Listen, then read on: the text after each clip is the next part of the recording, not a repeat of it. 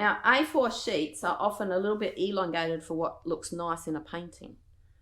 So often I'll just drop a little bit of that edge off and just get rid of it. So eventually I'll just chop that. Slice it off with scissors or whatever, and you can use it as a strip for testing your paper.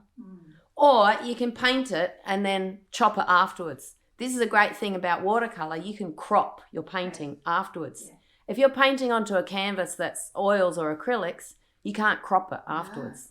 Because we're painting on paper, I often just, like, if part of the painting didn't work, I'll just go cut it off. There's no problem. So, like, if you get a scrappy edge, you know, you're talking about the tape and the paint going under the tape, don't worry about it. Just, like, cut it off, hide it with the mat board when you're framing it. It's fine. Just bear in mind that an A4 sheet is a little bit too elongated, so you can pretend that half of it's gone. And what you can do is also just, if you know you're going to get rid of part of it, just put another layer of tape across that bit.